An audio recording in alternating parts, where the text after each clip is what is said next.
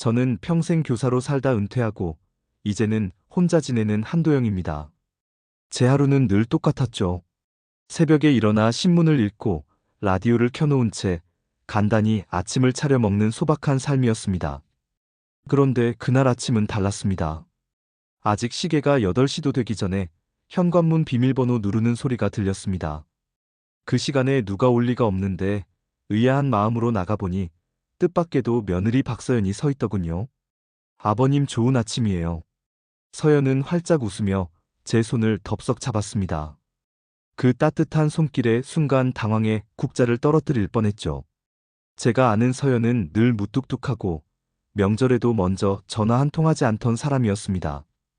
그런 애가 아침 일찍 찾아와 저를 반기다니 해가 서쪽에서 뜬 셈 아니겠습니까?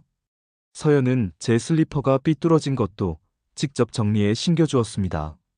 그러면서 연신 놀라셨죠, 아버님. 제가 갑자기 와서 그러셨어요? 하고 애교 섞인 말을 이어갔습니다. 그 목소리가 어찌나 살갑던지 마치 꿀을 머금은 듯했죠. 하지만 제 마음은 편치 않았습니다. 아침은 먹었니? 준호는 벌써 출근했나? 제가 어색하게 물으니 서연은 냉장고를 열며 대답했습니다. 그럼요, 아버님. 준호는 아침 든든히 챙겨서 보냈습니다. 아버님 아직 식사 전이시면 제가 뭐라도 차려드릴게요. 그 모습은 제겐 낯설고 불안했습니다. 평생 교사로 살며 수많은 학생들을 가르쳤지만 누가 진심으로 웃는지 억지로 웃는지는 금방 알 수 있었죠. 서연의 미소는 분명 어딘가 억지스럽고 눈빛 뒤가 차갑게 보였습니다. 저는 슬쩍 떠보듯 물었습니다. 서연아, 무슨 일 있니? 갑자기 이렇게 오니 내가 다 놀랍다. 그러자 서연은 의외의 말을 내놓았습니다. 아버님, 오늘 저랑 좋은 데 가실래요? 그냥 목욕탕이 아니라 호텔 스파예요. 물도 끝내주고 제가 시원하게 등도 밀어드릴게요. 그 순간 저는 귀를 의심했습니다. 평소 서연은 공용 목욕탕도 질색하던 사람인데 저와 함께 호텔 스파라니요. 그것도 제 등을 밀어주겠다고 나서다니 천지가 개벽할 노릇이었습니다. 저는 얼버무리며 거절하려 했습니다. 아니다. 나는 동네 목욕탕이 더 편하다. 괜히 내 시간 뺏고 싶지 않다. 하지만 서연은 제 팔을 꼭 붙들며 애교 섞인 말투로 계속 졸랐습니다. 아버님, 제가 큰맘 먹고 예약한 거예요. 오늘 하루는 저한테 맡기세요. 현관 옆에는 벌써 새 목욕 가방과 옷까지 준비돼 있었습니다. 거절할 틈도 없이 저를 데리고 갈 심산이었죠. 순간 마음 한구석에서 이상한 의심이 피어올랐습니다. 아들 준호가 혹시 무슨 부탁을 한 걸까? 아니면 돈 문제가 있는 걸까? 하지만 곧 고개를 저었습니다. 아무리 그래도 며느리가 이토록 살갑게 구는 건 너무 생소했습니다. 결국 저는 마지못해 고개를 끄덕였고 서연은 그 순간 정말 원하는 걸 얻은 사람처럼 기뻐했습니다. 차에 오르기 전 저는 창밖을 흘낏 바라보며 혼잣말을 했습니다. 저 아이가 왜 이렇게까지 나서는 걸까? 단순한 효심은 아닐 텐데. 불길한 기운이 마음을 파고들었습니다. 차는 시내를 벗어나 낯선 외곽으로 달렸습니다. 표지판이 뜨문뜨문 보였고 길은 점점 한적해졌죠. 저는 조수석 손잡이를 쥐고 창밖을 훑었습니다. 불길했습니다. 그때 가방 속 전화가 요란하게 울렸습니다. 화면에 한준호 이름이 떴죠. 받으려 하자 박서연이 슬쩍 쳐다보며 말했습니다. 아버님 목욕 끝나고 통화해요. 좋은 시간 망치면 안 되죠. 그 말이 오히려 이상했습니다. 저는 통화 버튼을 눌렀습니다. 수화기 너머 준호의 목소리가 갈라졌습니다. 아버지 당장 내려요. 지금 당장 차에서 내리세요. 그 절박함이 가슴을 찔렀습니다. 이유를 묻기도 전에 몸이 먼저 움직였죠. 안전벨트를 풀고 문잠금을 해제했습니다. 박서연이 놀라 악센트가 섞인 목소리로 말했습니다. 아버님 뭐 하세요? 위험해요. 곧 도착해요. 저는 짧게 말했습니다. 차 세워라. 박서연은 오히려 속도를 올렸죠. 그 순간 판단은 단순했습니다. 이 차에 있으면 큰일 나겠구나. 문을 열자 바람이 온몸을 때렸고 아스팔트가 눈앞을 스쳤습니다. 저는 이를 악문 채 몸을 던졌습니다.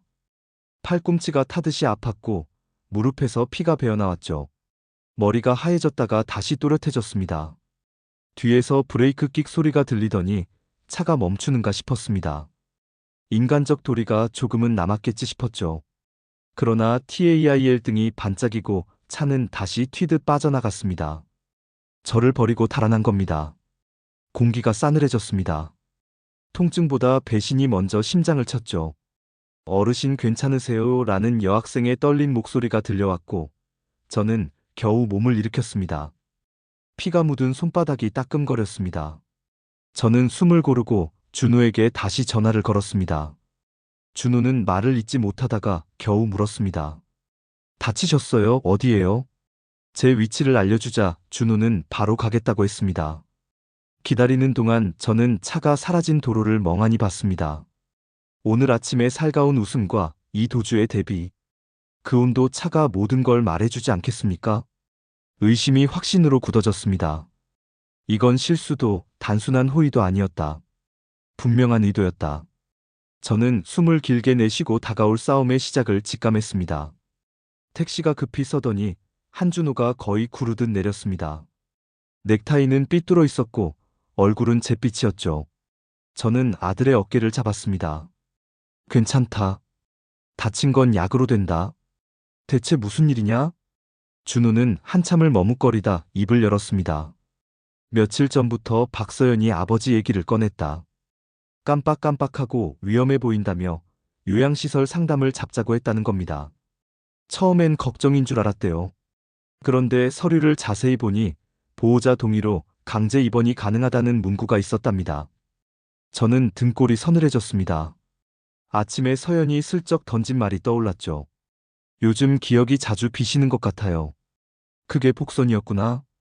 저는 낮게 물었습니다. 네가 동의했니? 준호는 고개를 저었습니다. 생각해보자고만 했다네요. 아침에 스파 간다는 말에 그냥 그런가 보다 했대요. 회사에서 그 서류를 다시 보다가 서늘해져서 전화를 했다죠. 그래서 당장 내리라고 소리쳤다. 그 말에 제 속이 뒤집혔습니다. 멀쩡한 사람을 어떻게 강제로 보낸다는 건가? 저는 즉시 확인이 필요하다고 생각했습니다. 말만으로는 부족했죠. 증거가 필요했습니다. 저는 단정히 말했습니다. 병원부터 가보자. 서류에 적힌 병원과 의사부터 확인하자. 준호는 고개를 끄덕였고 저희는 곧장 병원으로 향했습니다. 택시 유리창에 흐르는 풍경이 낯설었습니다.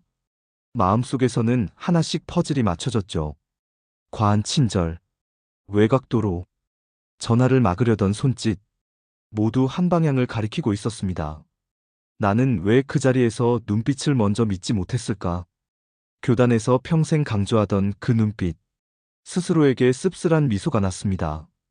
하지만 아직 늦지 않았다. 아직 확인할 기회가 남아있다. 그 생각으로 심장을 눌렀습니다. 병원 건물이 보이자 손이 약간 떨렸습니다.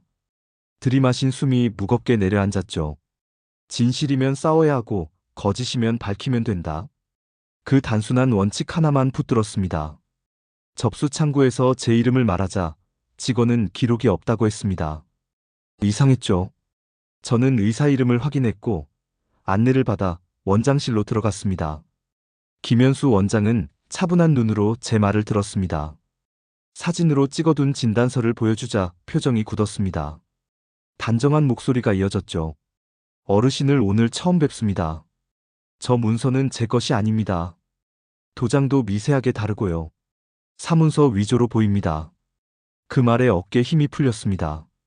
예상했지만 막상 현실로 들으니 가슴이 서늘했죠. 저는 자초지종을 털어놓았습니다. 아침에 스파, 외곽도로, 아들의 절규, 그리고 지금. 원장은 고개를 끄덕이며 증언을 도와주겠다고 했습니다. 그 한마디가 등 뒤를 지지해줬습니다. 병원을 나오며 준호를 보니 얼굴이 복잡했습니다. 믿고 싶지 않은 싸움 앞에서 흔들리는 눈빛. 저는 짧게 말했습니다. 흔들리지 마라.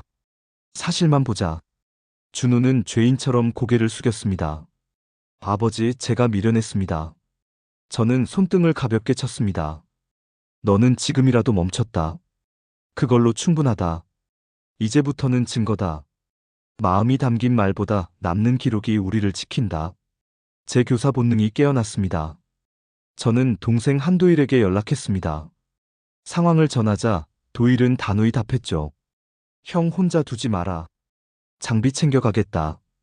그날 저녁 도일은 작은 녹음기를 제 손에 쥐어줬습니다. 옷 안쪽에 붙이면 티가 안 난다. 버튼은 한 번이면 된다. 저는 고개를 끄덕였습니다. 마음 한켠이 다짐으로 단단해졌습니다.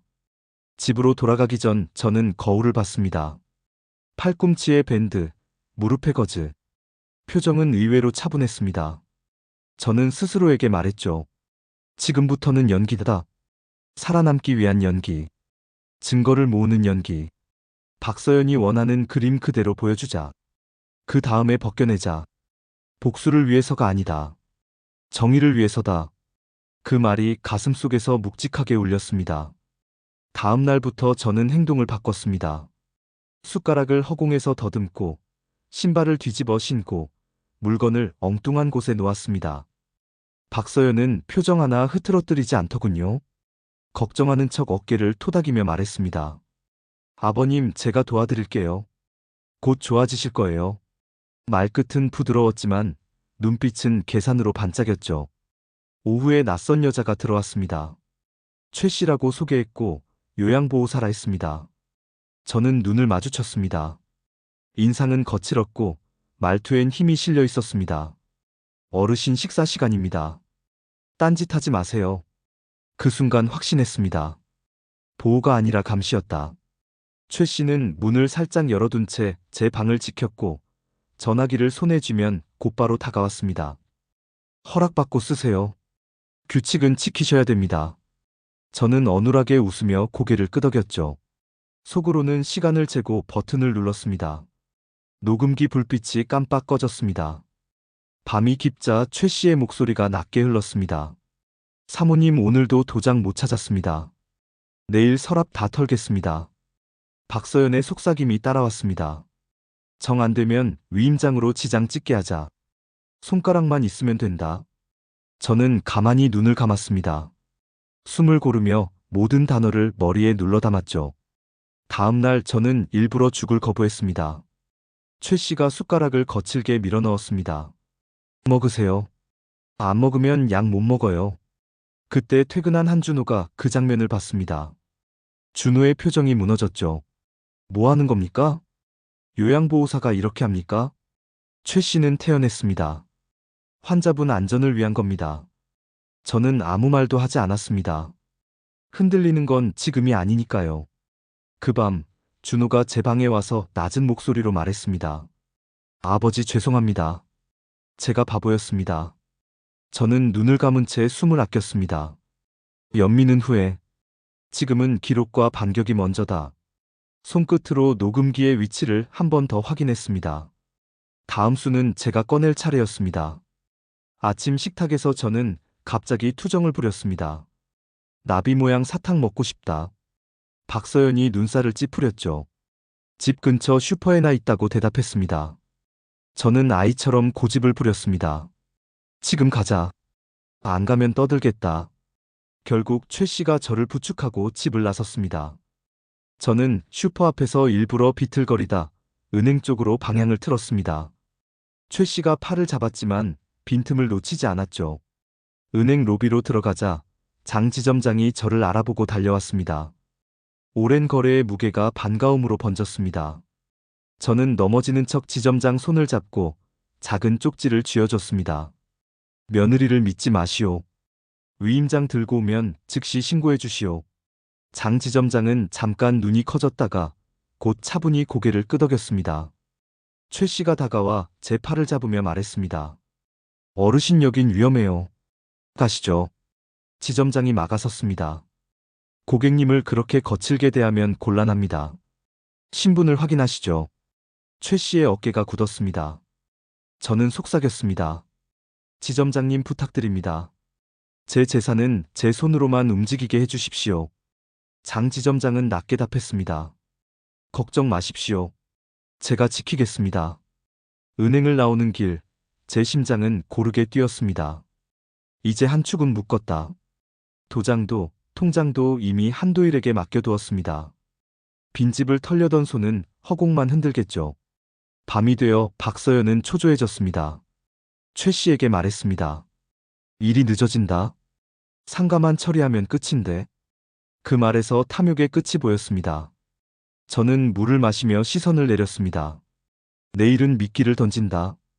변호사를 만나 계획을 세운다. 숨을 깊게 들이마시자 가슴속 떨림이 잦아들었습니다. 긴 싸움은 체력과 호흡으로 이긴다는 것을 저는 교단에서 배웠습니다. 지금은 호흡을 가다듬을 시간이었다. 변호사는 담백하게 말했다.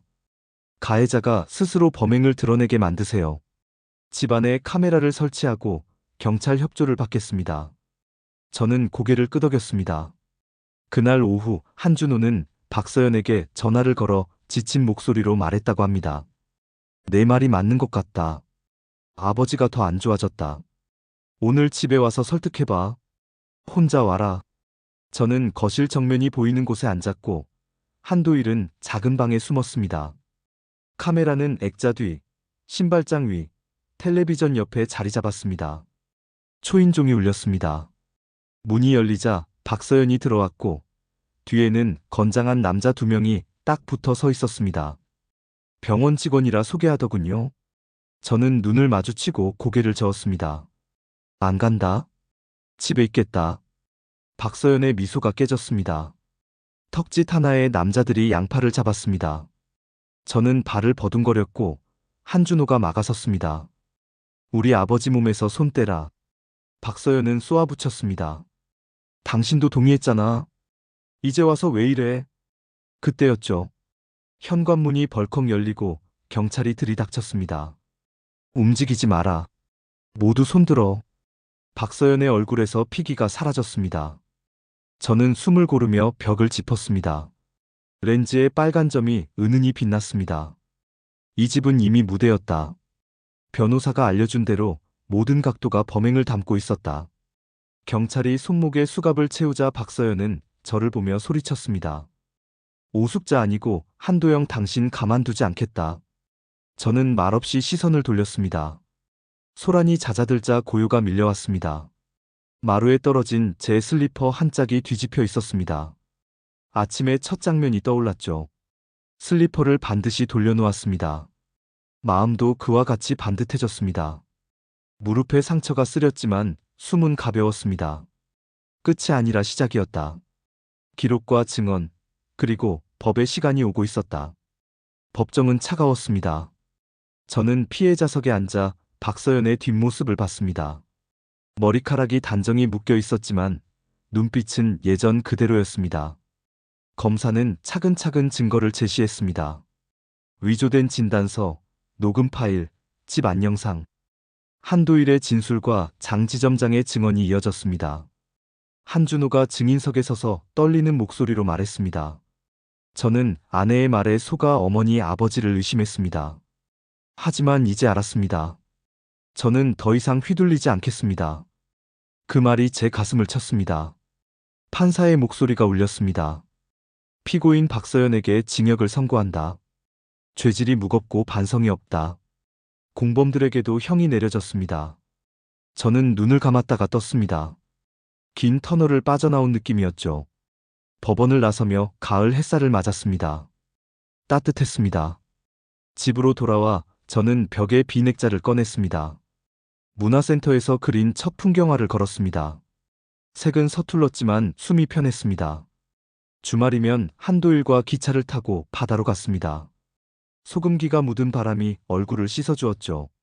한준호는 매주 들러 집안일을 돕고 말없이 어깨를 주물렀습니다. 과한 사과 대신 성실한 행동이 자리를 채웠습니다. 어느 날 준호가 조심스레 말했습니다. 아버지, 소개할 사람이 있습니다. 소박한 인상의 젊은이가 인사를 했고 식탁에는 웃음이 번졌습니다. 저는 조용히 밥그릇을 당겨 숟가락을 들었습니다. 손이 흔들리지 않았습니다. 처음 그날 호텔 스파라는 말에 흔들리던 손과는 달랐습니다. 저는 마음속으로 중얼거렸죠. 사람의 말보다 눈빛을 보자. 그 말이 다시 저를 세웠습니다. 저녁 무렵 창밖이 붉게 물들었습니다. 저는 붓을 들어 캔버스에 선을 그었습니다. 길게 그리지 않았습니다. 짧고 또렷하게 제 이야기를 닮은 선이 이어졌습니다. 이제 내 인생의 주인은 나다. 그 사실 하나면 충분하다.